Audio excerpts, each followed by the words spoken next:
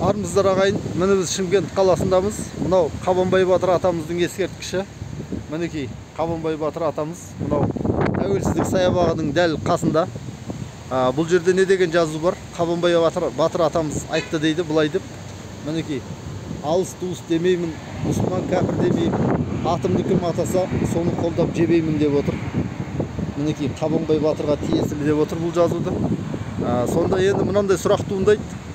Өздеріңіз де білесіздер, мынау ислам шариғаты, мұсылман діні бойынша әруақтың адамға келтірер де пайдасы да зияны да жоқ. Егер кім мен өлгеннен соң біреуді қолдаймын, жебеймін, мұсылман кәпір демеймін, соны қолдап жебеймін деген секілді сөз айтатын болса, ол адам ақида тұрғысында, мына матуриди ақидасы тұрғысында ол адам кәпірге саналады. Және де мынау сәләфи ағымында, басқа ағымдардың барлығында дерлік ол ширк, Аллахқа ширк қосумен тең деп саналады.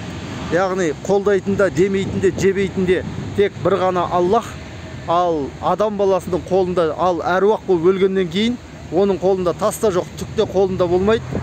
Ары қарай ол барзақ әлеміне кетіп, есеп, сұрақ, жауап, қабір азабы секілді нәрселермен намазды оқыдың ба, оқымадың ба, содан қиналып жауап беріп жатады. Олар біздің әруаққа бағыштаған арабша, ғараби тілінде оқыған Құранымызға мұқтаж. Және де әруақ ол бізге мұқтаж, ал біз әруаққа мұқтаж емеспіз деген біздің бауырларымыздың ішінде сөйтіп адасып жүргендер көп. Бірақ білесіздер, біздің қазақ атамыз әрқашанда әруаққа сыйынған. Әруақ біздің қолдаушымыз. Ал енді мына жерде не дейді? Алыс жақын демеймін дейді. Мұсылман кәпір демеймін дейді. Атымды кім атаса, соны қолдап жебеймін дейді.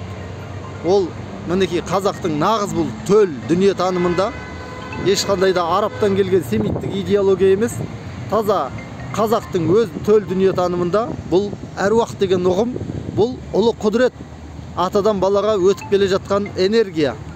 Сондықтан әруағымызды ұмытпайық, әруағымыз бізді тастамасын, әруағымыз бірге болсын. Әруақ